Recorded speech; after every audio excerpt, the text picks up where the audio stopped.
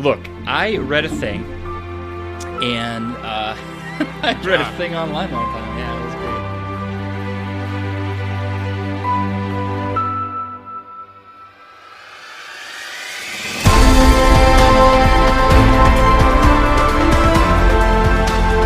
Welcome back to the Christ in Culture. This is Clint. And this is Steve.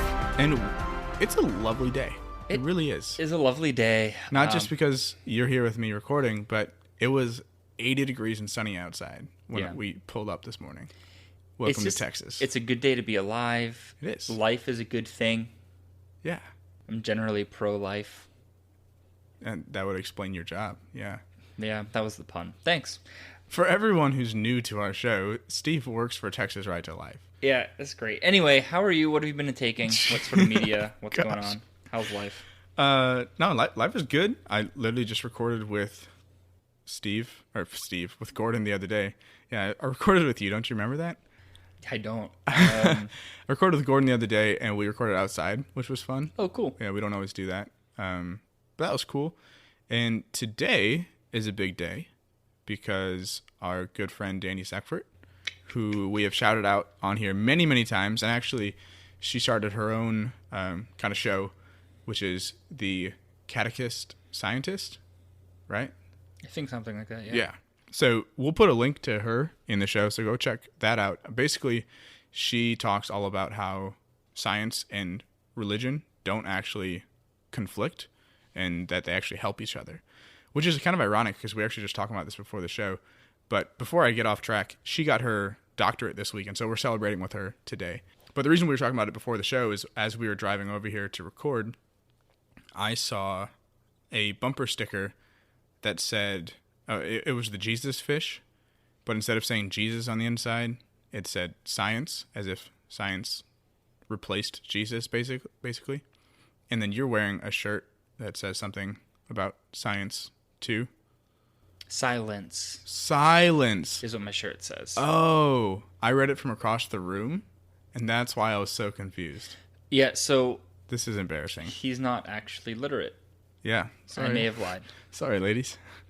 For those of you who are listening to the podcast, because this wasn't being recorded at the time, we were talking to our patrons via video. Yeah. And so that's what that reference was for.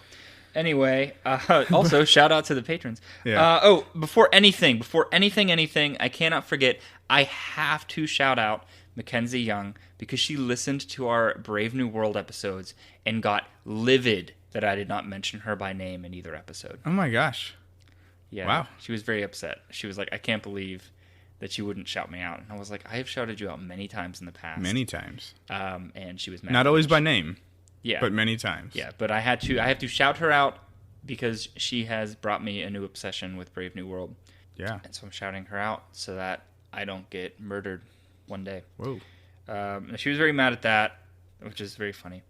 Yeah, but as far as media that I've been taking in, I really haven't taken in that much since we just recorded the other day. But I have been listening to a lot of podcasts still, and so I've been on Catholic Stuff You Should Know is the one I've been stuck on right now. Cool. Yeah. Good stuff. I've started watching Brooklyn Nine-Nine. I heard that's hilarious. It is such a good show. It is so funny. Terry Crews is in that too? is in it. Okay. Yeah, Andy Samberg. It is a hilarious show. It was basically, I had a friend of mine named Samantha who we had a lot of shows that we liked in common. And so then she was like, you should check out this, like, Brooklyn Nine-Nine and this other show, Last Man on Earth. And we actually did an episode on Last Man on Earth. So she's 2 for 2 in good shows. So Samantha Ketterer, I know you don't listen to our podcast, but if you did, I'm giving you a shout out. There you go. Yeah. Shout out Samantha. Tons of shout outs. We're just getting started. I know. This is going to be a day of shout outs. Brace yourself. Because the sun's out, you know? Sun's out, shout outs out. That was bad. That was terrible. Was so bad. That was a horrible pun. That was so bad. Yeah. Well, now at least everyone knows why we're single. There you go. Dad jokes are ready. Let's go. We're just so ready for... Nope. Keep going. Don't say anything. So moving on. I've also been listening to a lot of music recently. Oh my gosh. I've been listening to the Vocal Few, which is a band that Gordon actually... Shout out Gordon. Yeah, shout out, recommended to us. Gordon, yeah, I mean, Gordon's on our podcast. But he recommended this band to us after Clint and I went into that whole Americana folk tirade about how much we like that music. Yeah. So he was like, you should check out these bands. And Vocal Few, got to tell you. Steve did. I did not check out the music, clearly, because I have no idea what we're going to be talking about. Yeah. I drive a lot, so I have a lot of time in cars. So podcasts, music, it's my thing. It's my jam. So anyway, one of the songs I listened to that just really spoke to my heart. First off, there's so many good songs from that band that I could probably do several podcasts on. But the ones that I kind of felt I want to talk about today are a song Out of Order and Not Giving Up from two different CDs. So Out of Order is the first song, and we'll talk about that one, and then I will basically steal one or two lines from the other one to kind of help exemplify the point. But in the song Out of Order, it starts with, all that's new comes from chaos when the old is out of order, and the final series of layoffs sends the workers out to the borders. And so, first and foremost, we're just jumping right into this. First and foremost, all that's new comes from chaos. When I first heard that line, it's really, you can tell how much of a theology nerd I am. My very first thought was the creation story. Okay. Because the Jewish people, for the longest time, up until about Maccabees era, when they looked at Genesis 1 as a story, they viewed it as God ordering chaos, that all that was there was already there.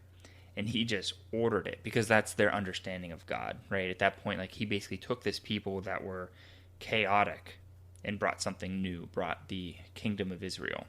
He ordered the chaos.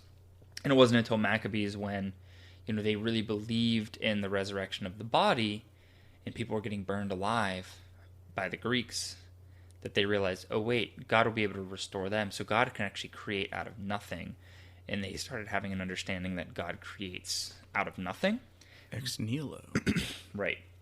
But the idea of God creating out of chaos, right? And in a lot of times, it's when our lives are chaotic that we turn toward God in the first place, and something new is able to come of it. Yeah, I actually didn't think of that at all. I was thinking more of New Testament, Old Testament. So all that's new comes from chaos. So everything that is in this New Testament story of Jesus comes as a result and as a conclusion to all the chaos that was happening in the Old Testament. Kind of like this is the climax, the finalization of everything that we've heard up to this point. Not sure if that works yet, but in the first two lines, that's what I'm going with. When the old is out of order, everything was definitely out of order in the Old Testament for most of the time. Yeah, for sure. It's still kind of that way.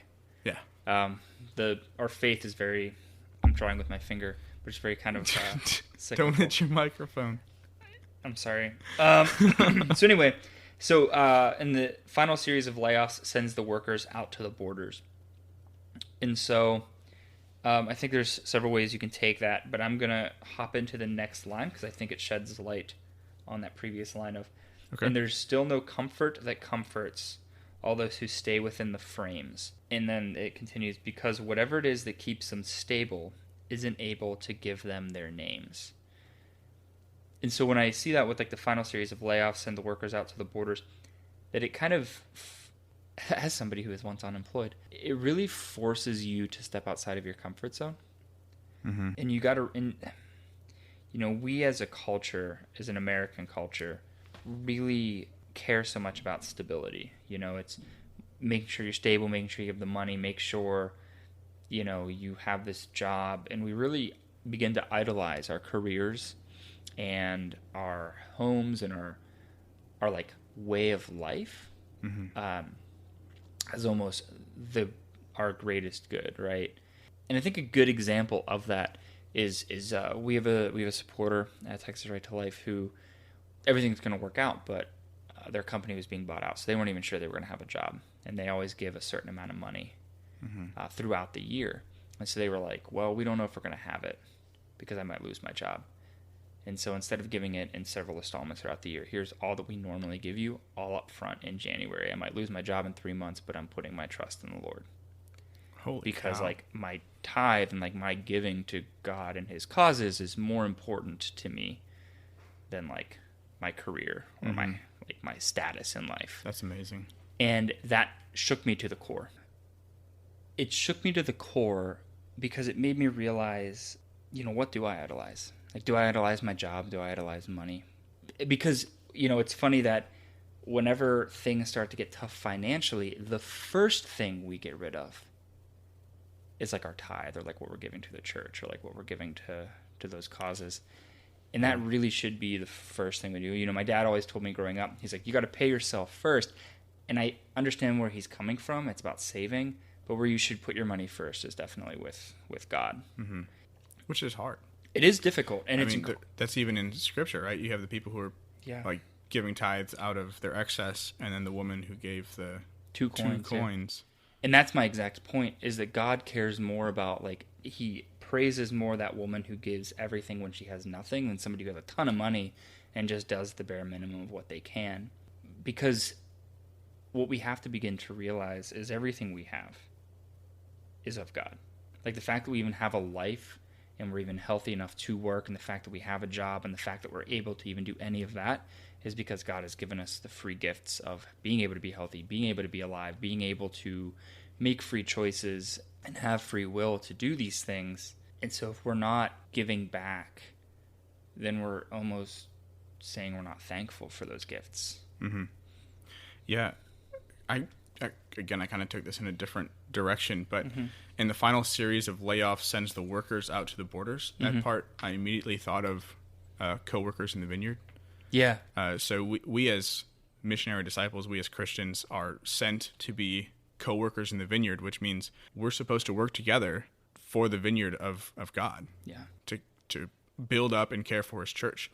And so when it says that those workers are being sent to the borders, it means we're being sent out, like Pope Francis always talks about, to the fringes, to places like you said, where we're uncomfortable, where it's outside of our comfort zone, and that's where we're being sent to. But then going into the next part you were talking about, and there's still no comfort that comforts all those who stay within the frames. So those who choose not to go to the borders, those who choose to stay within what they believe is comfortable, there's nothing that's going to be satisfying to them. Yeah. There's nothing that's going to truly comfort them. And it goes into the next line, because whatever it is that keeps them stable, whatever it is that makes them feel comfortable for that short amount of time, isn't able to give them their names. Yeah. That's the next line. Where do our names come from? Our names come from, I talk about this all the time in a talk that I give about labels, right? It's the only thing that has, or only person, I guess, that has power to label or give us names is that which owns us or that which creates us. Yeah. And so who created us? Well, our parents and God. Yeah. And so that's where our names truly come from. Yeah, and I take that too as that's probably one of my favorite lines of all time, because whatever it is that keeps them stable isn't able to give them their names.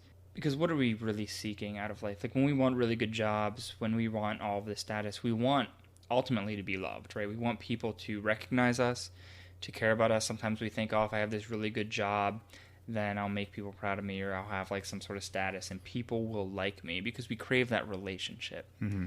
But those things in themselves can't give you your name because they're not a person. They're not someone you can have a relationship with. They don't know you. And that's going to move right into the pre-chorus, which is a great pre-chorus that goes right into it. For every 50 half-known faces, there is one acknowledged soul who walks within the waste of mysteries untold while they're still singing.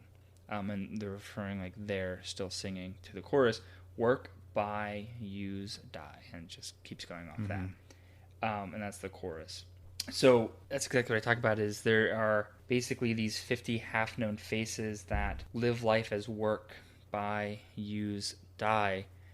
Of their life is this cycle of just, I go to work, I buy something, I use it, and I just keep that cycle going until eventually you die. And there's no real life in that. It's just going through these motions and really not even getting to embrace the fullness that is life.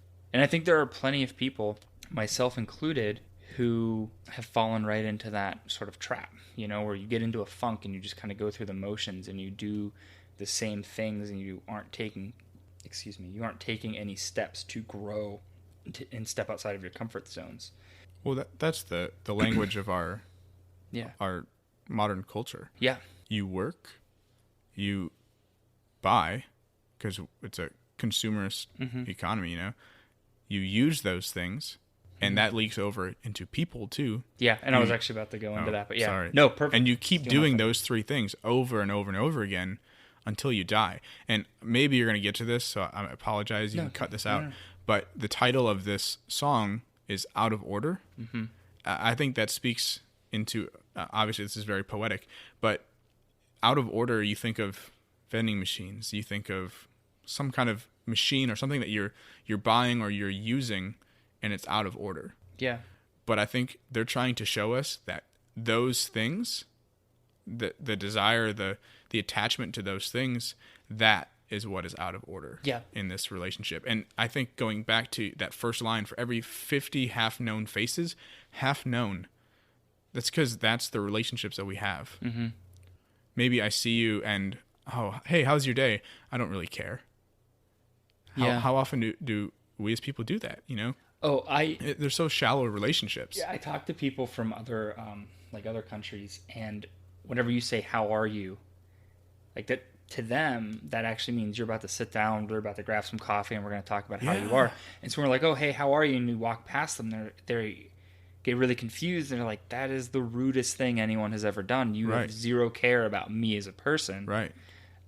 Just say hello, just say hi. You have words for that. Yeah. Don't pretend you care. And it's like funny to hear them complain about that, but if you think about it, it is very weird that we will just be like, "Hey, how are you?" and just walk past like we don't care.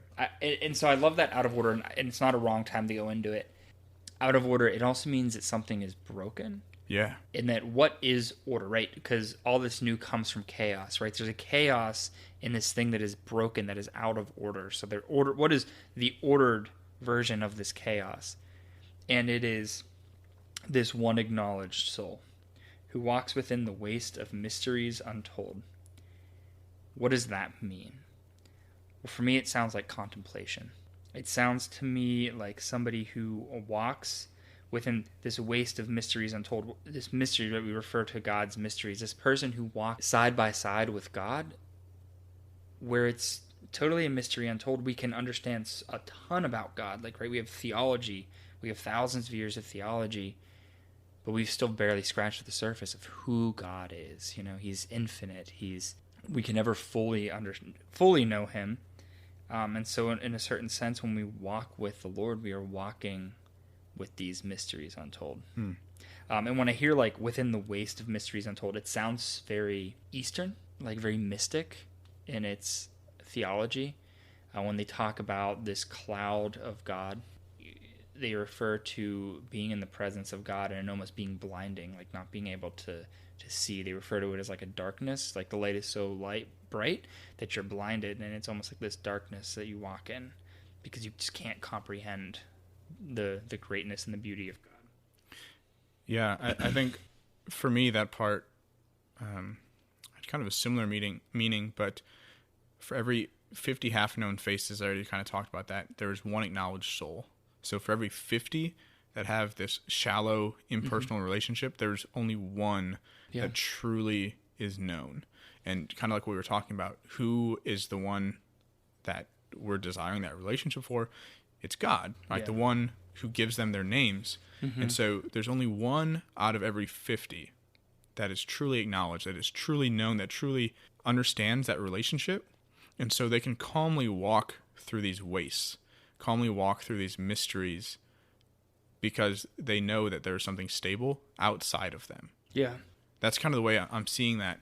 While everyone around them is singing this song, Work, Buy, Use, Die, this person is able to walk through without being torn apart by that mentality. Right. And so I love this. And so we're going to get in verse 3, which is, I think, a great verse.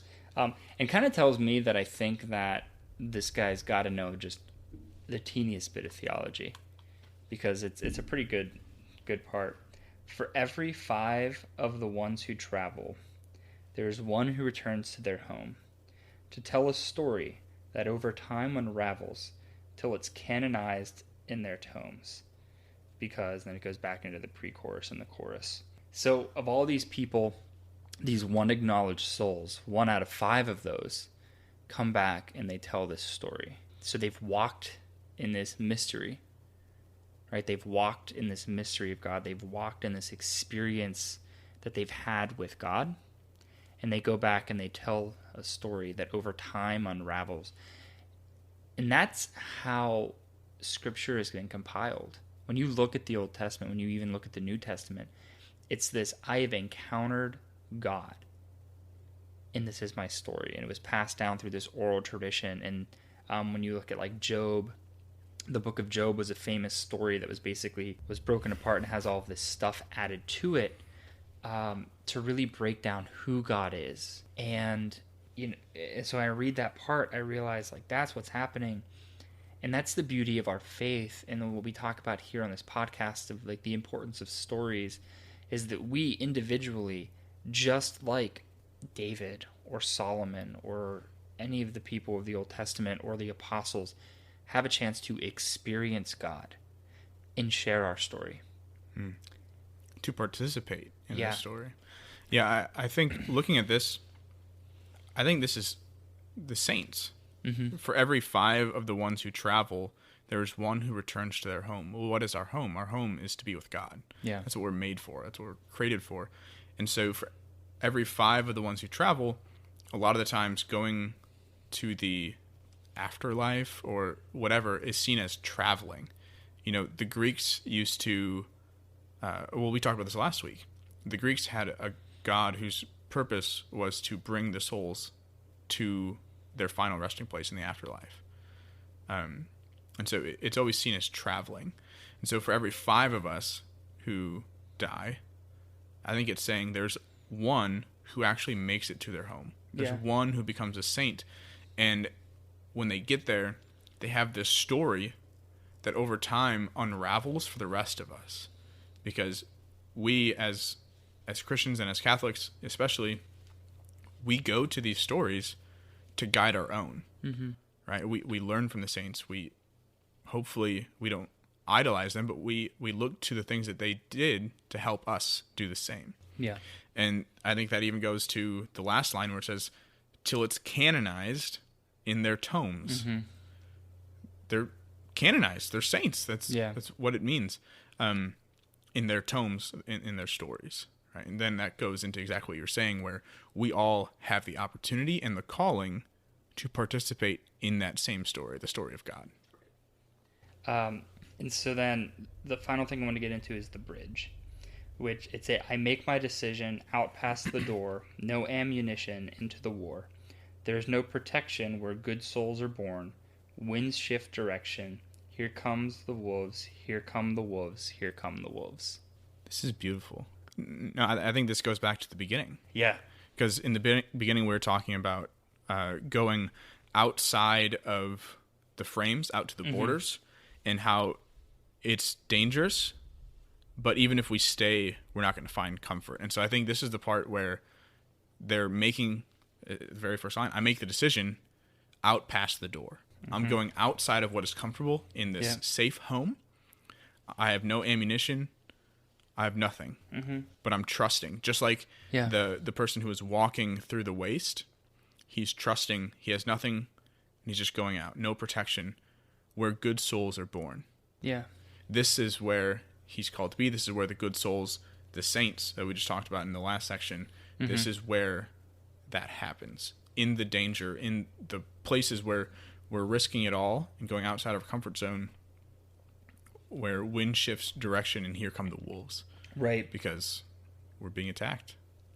When it talks about like going in ammunition into the war, right? Like we are we are participants in this war. And going back to a previous podcast we did on another song from a band that I like, the Ring the Bells. Oh yeah. From Johnnyswim, about like how do you fight that war? Well, you don't fight it with ammunition. You fight it with the gospel, right? You fight it with this love. And so you're basically trusting to go out where the wolves are, right? And I think of was it Daniel with the lions? right? Where he's thrown to the lions, we're giving ourselves over to the wolves and trusting that God will protect us, right? We're going with no ammunition, no protection, where good souls are born into this war.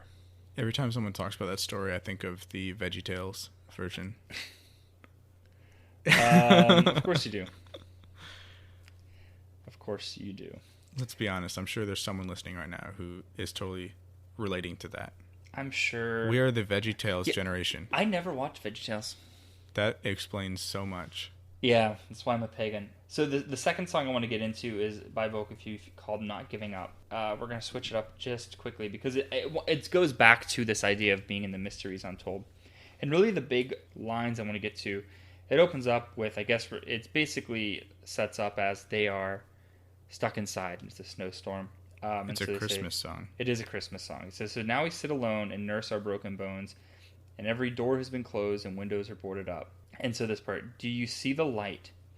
Does it shine in the dark? Do you find hope? Is it hanging by a rope in your heart? Do you get comfort? Does it come when you consider the cross? Or are you lost, just like I'm lost? Yeah, I think these guys are very obviously Christian. Yeah. Do you see light? Does it shine in the dark? Do you find hope? Is it hanging by a rope in your heart? And it talks about, and it kind of goes in about how he has all sorts of questions, but how he's not giving up. Yeah. And when I read this, so we just talked about making sure you go out the door, you step outside of your comfort zones. But then this kind of talks about what is it like to walk in those mysteries untold. Is sometimes you don't board up necessarily, like you want to make sure you're outward with your faith and loving, but that we need to make sure that we take the time in contemplation to contemplate the things like the cross, to let it bring us that comfort, to then in turn, not just as you see the light, does it shine in the dark? How is it that you see the light? How is it that light shines in the dark? How is it that you find that hope? And how do you get that comfort when you consider the cross? Well, when you end up being the light in the darkness. When you end up being the light in the darkness and bringing hope to others is where you begin to see the Lord at work. It's one thing to sit there and be in contemplation, and we need that to be filled first before we move out. But if we stay there, we'll inevitably find ourselves discontented. And then you have to do what the first song says of, then go out to the borders, right? Like contemplate, be with God, be with those mysteries, but return home and tell your story. And then watch God work through you, and it'll just enrich your experience, right? Because God has come to us to fill us and fulfill us, but he doesn't want us to stay there, right? He didn't just tell the apostles when they said, it is good for us to be here during the transfiguration, to say, yeah, let's just set it up right here. He says, no, we have to leave the mountain. We have to spread. We have to tell people. We have to bring more into this. Yeah, and I think it comes down to you can't give what you don't have, you know. And I think a lot of the times we as ministers and as missionaries, we go out and we just want to give, and we never actually take care of ourselves. We never take care of our own spiritual life or our own personal growth, and that's not what we're being called to do. We are called to give, but also we're called to fill ourselves, right? We're called to take time with God to build up our own relationship, because when it comes down to it, God's love should overflow out of us, right? I don't know if you've ever done this, but when I used to work with little kids on retreats, like really young kids, we would always teach them this lesson by having a cup, an empty cup. And we'll say, hey, this is you. And then we'll take a lot of water, like way more water than fits in the cup. And then we'd have someone sit under the cup because it made it funny. But then you pour the water into the cup, and it's like, oh, we're full. So I have the option now. I can dump it out, and that's me giving of God's love. And so you dump it on the person, and all the kids are like, oh, that's hilarious. And you put it over their head, and you just keep pouring. And when it's full, it overflows, right? So you stay full, but also it's overflowing onto those around you too. That's the way we're supposed to be. We're supposed to allow it to fill us and then overflow, not just fill up and then pour out until we're drained. Right. Absolutely. Yeah. And that's exactly what it ends up looking like. Because I always say, you know, one of the things that always struck me is that in our lives, there will come a time when we realize that we're just not capable, that we can't love the way we need to love, that at some point we're going to be brought to our knees and we're going to realize I can't do it. And I imagine that at that moment is when Christ says, you're right, but I can. Yeah. And that's something that strikes me, especially as somebody who's been brought to my knees many times through the course of my life and has too much pride to ever really learn from it as much as I should, that I am constantly reminded and having to remind myself that I can't do it alone. And that, I mean, thank God for Jesus Christ, to quote St. Paul, you know, that I don't have the power to do most things in my life, and anything that I can do, I can't boast of, because it's just God working through me. Well, this is what Lent's all about, right? And yeah. When this comes out, we will be in Lent, because we're in Lent right now. But to realize that we can't do it on our own, and that we are broken, and yet we are still called to do those things. That's why one of the pillars of Lent is acts of charity, right? Acts of love, or almsgiving, you know?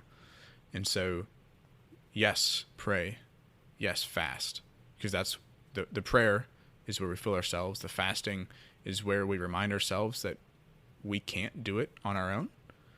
And then the almsgiving is where we are called to go outside of our comfort zone, just like the songs we're talking about. Yeah, and also the importance of giving, of love and everything is love, especially the love of God, which is love is actually love. True love isn't something that can be hoarded.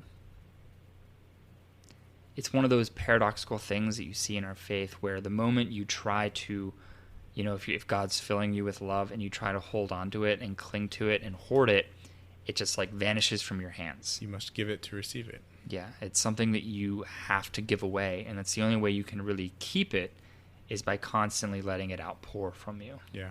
Yeah. So is there anything else you have? No, I mean, I didn't really know these songs until we got started. But, no, there's a lot of good stuff in there, and I really want to focus on that first one, the Out of Order. Yeah. And everyone, I feel like everyone will say that there's something wrong with our society. Mm-hmm. Whether you agree with Steve and I's opinions on whatever, you would agree that there's something wrong with the way that we live. And I feel like people throughout history, no matter what age or society they're in, everyone says that. There's always something wrong. Yeah. Right? So if we can recognize that things are out of order, then I think it's our duty, not just as Christians, but as human beings, to do our part to help restore it to what little order we can. Right? And so I think this song is saying, go out of your way. Go out to places where you're uncomfortable and help make this world a better place, you know? And right. As Christians, we know what that looks like. And we're just too afraid to do it sometimes.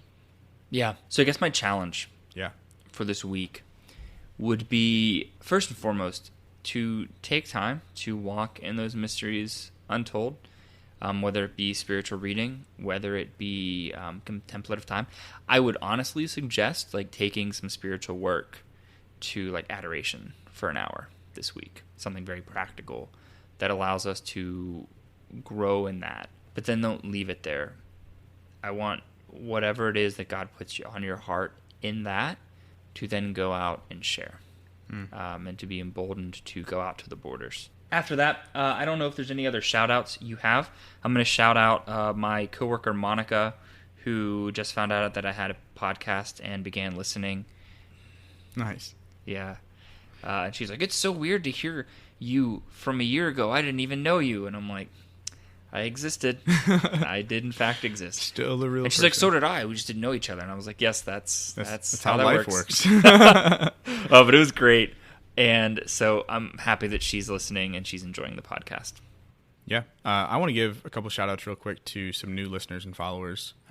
First off, if you are a new listener and follower and we haven't given you a shout out, that's probably because we can only see some people depending on what platform you listen on. Mm-hmm. So shout out to people who we haven't given shout outs to because we can't see. Yeah, if you listen on iTunes, we have no idea that you listen. Yeah. We don't even know how many people listen through Apple. Really. We have a vague idea. But yeah.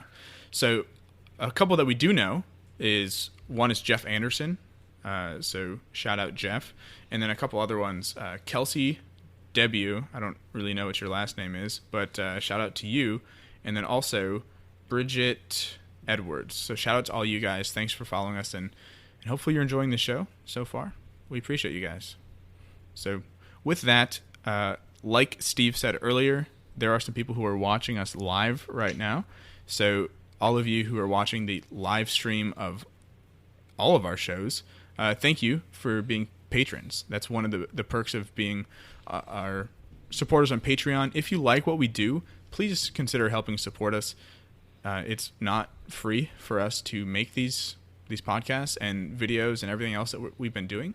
So if you can help us out, we would appreciate it. Even if it's only $5 a month or a couple dollars a month, everything helps. So you can figure out how to help us at the Patreon link below. And for everyone who supports us, we give extra content to you. So if you want extra content, if you want some of our like special merchandise, if you want access to that kind of stuff, that's for our patrons only. So go to the link in the text box below. You can also find it at our website, which is www.thechristinculture.com. Make sure you say The Christ in Culture, because otherwise you'll get taken to some other website. Again, just a reminder that it is really crucial that we be able to have the money to do this, that we can continue to grow and have better podcasts and better content for all of you. As somebody who doesn't actually live near Clint or Gordon, it's like an hour drive to come and record these for either way. And so as we get more patrons, we'll be able to buy more equipment, and we can begin doing things remotely to where we are able to create content for you guys in a better way with better sound quality. Yeah. So that's what we're asking for. We're not making any money off of this, guys. So please consider helping us grow because we can't do it on our own. Yeah. So with that, also, if you like what we're doing, please consider leaving us a review on whatever platform you're listening to. That helps us reach more people. And also, just tell people. The best way that we've grown so far is just by your word of mouth. So if you like what we're doing, please tell your friends and help us grow. All right. Well, thanks again for joining us on the adventure. And we'll see you guys next week.